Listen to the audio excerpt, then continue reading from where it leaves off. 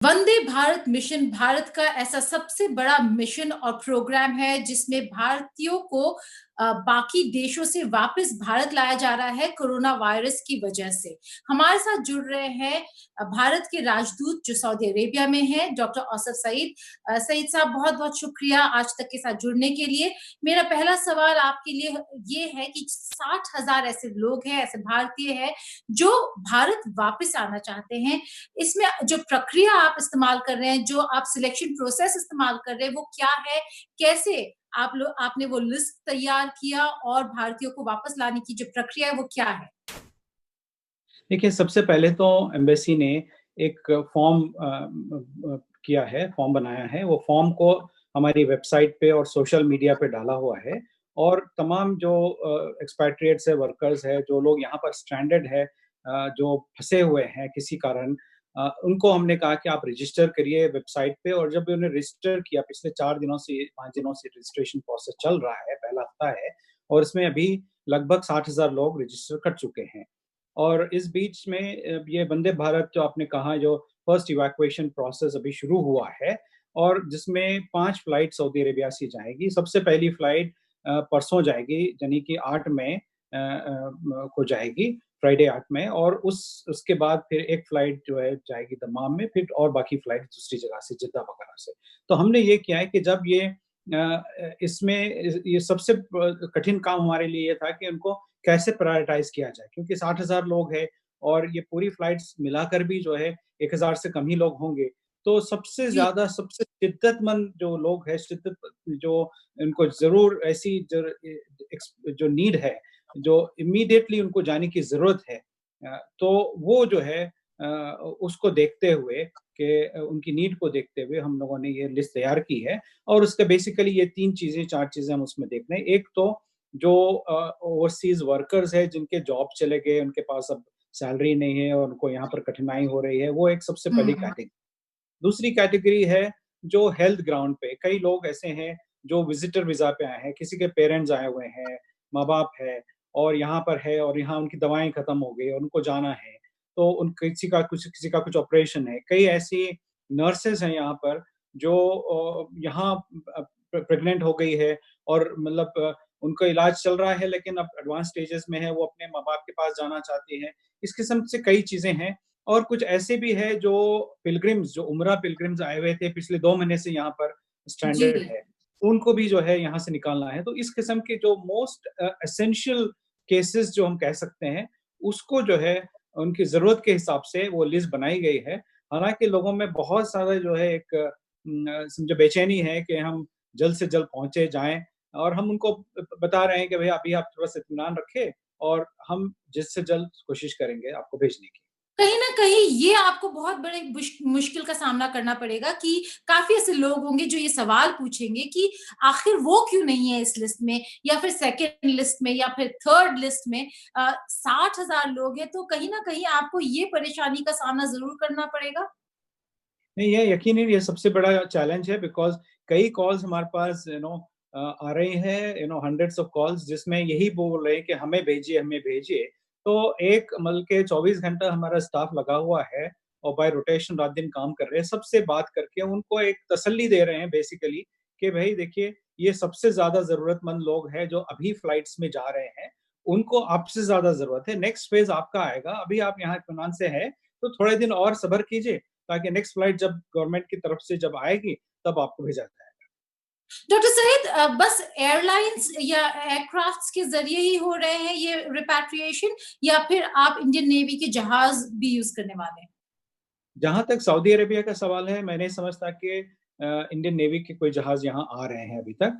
लेकिन अभी हम फिलवक़्त तो ये इवैक्यूएशन प्रोसेस में एयर इंडिया का जो प्रोसेस है, उसपे इवैक्यूएशन कर रहे हैं। इसके साथ-साथ कई ऐसे रिक्वेस्ट हमारे पास सऊदी कंपनीज़ की आ रही हैं, जो उनके एम्प्लॉइज़, जो अगर काम बंद हो गया है, कंस्ट्रक्शन प्रोजेक्ट्स रुक गए हैं, ऐसे कई जो रीज़न्स की वजह से जो वर्कर्स लेड ऑफ हो गए हैं, उनको वो भेजना चाहते हैं, अपने खर्चे से भेजना चाहते हैं और खुद की एयरलाइन्स को चार्टर करके भेजना चाहते हैं। तो मैं समझता हूँ ये सारी हमने रिक्वेस्ट से हमारे कोविड सेल में गवर्नमेंट में भेजी है। और जब नेक्स्ट फेज़ ऑफ इवैक्यूएशन की जब परमिशन मिलेगी, तो ये भी एक एयर इंडिया के अलावा ये भी एक और एक माध्यम हो जाएगा जिससे जो जो लोग यहाँ फंसे हुए हैं भारतीय, वो वहाँ जा सकेंगे। तीसरी एक और कैटेगरी है जो सऊदी डिटेंशन सेंटर्स में कुछ लोग हैं, ज़्यादा नहीं है, 300 के आसपास है। वो सऊदी गवर्नमेंट भी उन्हें भेजना चाहती है, तो ये सेकंड फेज़ में इनको अकोमोडेट किया जाएगा। डॉक्टर सईद, अगर हम भारतीयों की बात करें जो वहाँ पर हैं अभी, तो बस रियाद ही ऐसा एक जगह होगा जहाँ से रिपैट्रिएशन का जो पूरा प्रक्रिया है वहीं से चलेगा, या फिर जेडा और ऐसे सिटीज़ हैं जहाँ से भी रिपैट्रिएशन होंगे, चाहे वो फ्लाइट्स हो, चाहे कोई और ज़रिया हो? देखिए एक तो सऊदी अरेबिया ज्योग्राफिकली बड़ा स्प्रेड आउट कंट्री है और जी, बहुत इंडियंस भी 26 लाख इंडियंस है और मेजर हर जगह पे फैले हुए हैं, लेकिन मेजर कंसंट्रेशन हम लोगों ने फिलवक्त ये लिया है कि 3 मेजर सिटीज, एक तो कैपिटल रियाद, दूसरा ईस्टर्न प्रोविंस दमाम जहाँ पर ऑयल रिलेटेड जो हमारे हुँ, वर्कफोर्स है और बहुत सारी इंडियन कंपनीज और इंडियन इन्वेस्टमेंट्स वहाँ पर है, तो वहाँ से भी बहुत ज्यादा, तो वो, और तीसरा जिद्दा। जिद्दा बिकॉज बहुत सारे जो केसेस अभी आए हैं वो वेस्टर्न प्रोविंस के, खासकर द टू होली सिटीज मक्का और मदीना, तो वहां से भी रिपाट्रिएशन। तो फिल वक्त हमने जो जो फ्लाइट्स 5 फ्लाइट्स है उसमें से ये किया है कि 2 फ्लाइट्स रियाद में से जाएंगी, 2 फ्लाइट जिद्दा से जाएंगी और 1 फ्लाइट दमाम से। आगे जब, और ये जो 5 फ्लाइट्स है हमने इस तरह से किया है क्योंकि 50% से ज्यादा वर्कफोर्स केरला से है, तो हमने जो है 2 फ्लाइट्स कोची की है, 1 फ्लाइट कोझिकोड और 2 फ्लाइट दिल्ली की है। लेकिन बहुत सारे ऐसे लोग हैं जो बहुत डिफरेंट इंडियन स्टेट से आते हैं। जैसे हमारे पास बहुत जी। बड़ी संख्या समझिए यूपी से है, बहुत बड़ी संख्या हैदराबाद से है, तेलंगाना से है, कर्नाटका के है। तो ये मेरे ख्याल से नेक्स्ट फेज में जब ये ऑपरेशन खुलेगा तो उसमें ये तमाम लोगों को हम डायरेक्ट एम्बार्केशन पॉइंट्स वहां देने की कोशिश करेंगे। आसिफ साहब, अगर इंडियन नेशनल्स की बात करें जो अभी सऊदी अरेबिया में हैं, उनका सिचुएशन, ग्राउंड सिचुएशन जो है वो बताएं कि कैसे रह रहे हैं। काफी सारे इंडियंस हैं जो पॉजिटिव भी है, जो हेल्थ स्क्रीनिंग है वो कैसे हो रहे हैं, क्वारंटीन कैंप्स कैसे हैं, हेल्थ फैसिलिटीज क्या प्रोवाइड कर रहा है सऊदी अरेबिया की सरकार। अगर आप थोड़ा ग्राउंड रिपोर्ट, ग्राउंड सिचुएशन के बारे में जरा बताएं। देखिए अभी इस वक्त जिस जिस जब हम लोग बात कर रहे हैं तो लगभग 31,000 पॉजिटिव केसेस सऊदी अरेबिया में ओवरऑल डिटेक्ट हुई हैं, जिसमें से लगभग 3,000 पॉजिटिव केसेस इंडियन एक्सपैट्रिएट्स में है और हम्म, डेथ्स, ओवरऑल डेथ्स हुई हैं अराउंड 200 ऑड, और उसमें से 21 डेथ्स इंडियंस की हुई है। लेकिन इसके अलावा जो है बहुत सारे ऐसे केसेस हैं जो छोटे-मोटे एलिमेंट्स में आए थे और वो रिकवर होकर गए हैं। तो हम लोगों ने एक चीज़ ये की है कि सबसे बड़ी चीज़ हमने ये की कि पहले 100 से ज़्यादा हम मेजर एम्प्लॉयर्स को हमने आइडेंटिफाई किया, सऊदी एम्प्लॉयर, जहाँ पर इंडियन वर्कर्स काम करते हैं, जिनकी तादाद बहुत है, हज़ारों में है। तो उनसे हम डेली उनसे राब्ता रखते हैं और उनसे बातचीत करते हैं कि कैसे उनके पास सुविधाएँ हैं, उनके कैंप्स कैसे हैं, उसमें सोशल डिस्टेंसिंग की जा रही है कि नहीं, और कैसी खाने-पीने की सुविधा कैसी है ये। लेकिन यहाँ की जो फैसिलिटीज़ है, हेल्थ फैसिलिटीज़ काफ़ी बड़े पैमाने पे ये मिनिस्ट्री ऑफ हेल्थ ये कोशिश कर रही है कि तमाम लेबर कैंप्स में रीच आउट करे। जहाँ-जहाँ उनको सस्पिशन आ रहा है कि कोई केसेस हो रहे हैं तो टेस्टिंग की जा रही है। तो it's a very coordinated response के हिसाब से कर रहे हैं, और ये जी। जो टेस्टिंग और इलाज जो यहाँ सऊदी अरेबिया में किया जा रहा है, वो नेशनल्स के लिए भी वही है और जो फॉरेन नेशनल्स है, जो वर्कर्स है, उनके लिए भी है। और यहाँ तक के जो वर्कर्स में जो लीगल है या उनके पास लीगल पेपर्स ना भी हो, तो भी उनको ये जितने जो मिनिस्ट्री ऑफ हेल्थ के हॉस्पिटल्स है और इवन प्राइवेट हॉस्पिटल्स में भी इलाज करने की सुविधा है।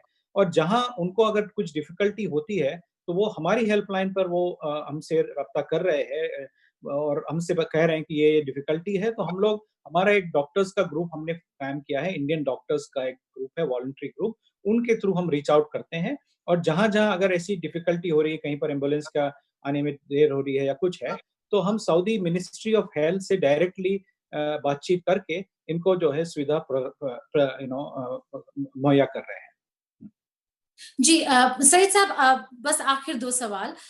विदेश मंत्रालय न केवल रिपैट्रिएशन का काम कर रहा है, लेकिन रिहेबिलिटेशन का भी सोच रहा है। आपने भी बोला कि ऐसे कई लोग हैं जो अपने जॉब्स वहाँ पे खो चुके हैं और वापस भारत आ रहे हैं। तो उनके लिए आपके मिशन ने खुद एक डेटाबेस बनाया है ताकि स्टेट गवर्नमेंट की सरकारों को ये पता चल सके कि जो लोग वहाँ से बिना नौकरी के आ रहे हैं, उनको यहाँ पर किस तरीके से भारत इस्तेमाल कर सकता है? यस, करेक्ट, क्योंकि ये जो हम लोग जो डेटाबेस बना रहे हैं, उसमें एक चीज़ ये भी पूछी जा रही है कि आपका स्पेशलाइज़ेशन क्या है, कहाँ काम करते थे? हुँ। उसका मेन मकसद ये है कि जब ये डेटा हम लोग एनालाइज़ करेंगे, स्टेट वाइज़ भी होगा और स्टेट वाइज़ हम प्रोफ़ेशन वाइज़ भी करेंगे, स्पेशलाइज़ेशन वाइज़ भी करेंगे, ताकि जब ये लोग जा रहेंगे, तो वो हम रिस्पेक्टिव स्टेट गवर्नमेंट्स को ये डेटा फराहम करेंगे और ताकि उससे स्टेट गवर्नमेंट्स ऐसी स्कीम्स बना सके कि जो लोग यहाँ से जॉब छोड़ कर गए, उनके स्पेशलाइज़ेशन के अनुसार उनको नए जॉब्स वहाँ पर क्रिएट किए जा सके ताकि जो उनके एक तो उनके जो टैलेंट को यूटिलाइज़ेशन हो और जो जी। बेरोज़गारी जो वहाँ यहाँ एकदम इमीडिएटली हुई, उससे उनको कुछ राहत मिल सके। और हम ये उम्मीद करते हैं कि जैसे ये कोविड पैंडेमिक पे फ़तह हासिल होगी और आज मेबी 1 महीने बाद या कितने कुछ वीक्स बाद हो सकता है जब ये लोग वापस आएँ, तब तक उस बीच में ये लोग कुछ ना कुछ काम करते रहें और उसके साथ-साथ स्टेट गवर्नमेंट को भी इनकी फैसिलिटीज़ से फ़ायदा हो। और इनकम इनका जारी रहे। ये जी, बहुत इनकम ही भी बहुत जारी ही रहे। इम्पोर्टेंट मैसेजिंग है, बहुत ही इम्पोर्टेंट एस्पेक्ट है जो विदेश मंत्रालय ने देखा है। आखिरी सवाल, प्रधानमंत्री नरेंद्र मोदी ने काफ़ी सारे ऐसे ग्रुपिंग्स में पार्टिसिपेट किया है, जहाँ पे फाइनेंशियल क्राइसिस के बारे में बात की है, लेकिन हाल-फिलहाल में जो ग्रुपिंग में उन्होंने बात की, वो नैम ग्रुपिंग था, जिसमें उन्होंने कहा कि जहाँ एक तरफ कोरोना वायरस बहुत ही बड़ा डेंजर है ग्लोबली, वहीं दूसरी तरफ अगर आप देखें तो फेक न्यूज़, वीडियोज़, आतंकवाद, इन सब चीज़ों से भी लड़ना बहुत ज़रूरी है क्योंकि वो कोरोना वायरस से भी ज़्यादा खतरनाक है। हमें पता है कि कुछ ऐसे देश ऐसे डॉक्टर वीडियोज़ भारत के अगेंस्ट यूज़ कर रहे हैं और वेस्ट एशियन कंट्रीज़ में उसका प्रभाव काफ़ी ज़्यादा रहा है। आपका क्या कहना है? किस तरीके से आप इन फेक न्यूज़ और डॉक्टर वीडियोज़ को टैकल करते हैं और भारतीयों को वहाँ पे जो रह रहे हैं, उनको क्या बताते हैं? देखिए, सबसे पहले हमने एक एजुकेशन एक्सरसाइज़ की है। जितने-जितने कम्युनिटी हमारी जो कम्युनिटी लीडर्स है, कम्युनिटी वॉलंटियर्स है, सऊदी अरेबिया में ऑल ओवर सऊदी अरेबिया, उनसे मेरी पर्सनली बातचीत हुई है।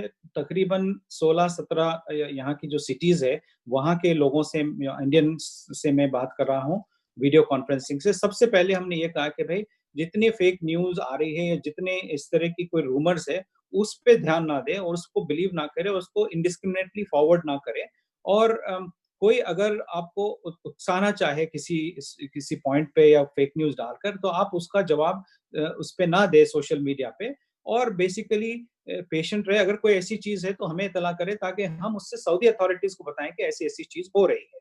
और जहाँ तक इंडियन कम्युनिटी का जहाँ तक सवाल है, मैंने नहीं देखा कि कोई ऐसे मेजर केसेज़ यहाँ आए हैं कि जो इंडियन यहाँ रह रहे हैं, वो किसी तरह से उन्होंने इस तरह का कोई हेट मैसेज वगैरह डाला है सोशल मीडिया में।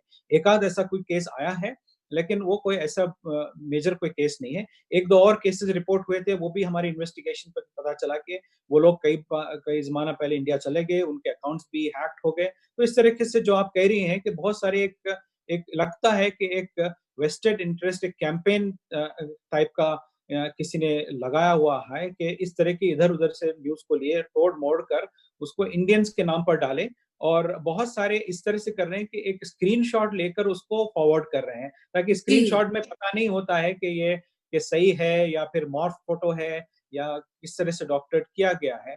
तो एक तो ये चीज़ है, हम बहुत सारे ओपिनियन मेकर्स को भी ये चीज़ बता रहे हैं कि आप ब्लाइंडली फॉलो मत कीजिए।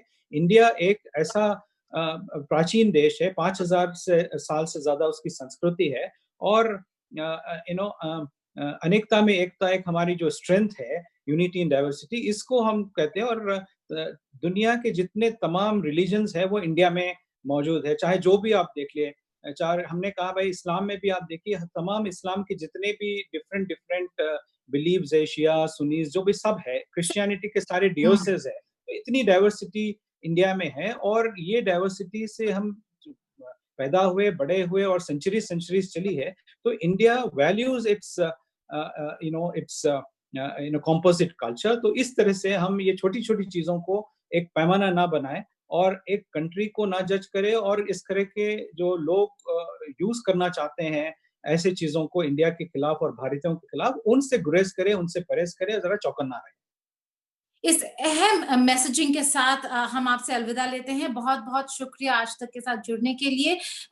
इवैक्यूएशन प्रोसेस बहुत लंबा रहेगा और आपके लिए काफ़ी सारा काम इन कुछ हफ्तों और महीनों में होगा।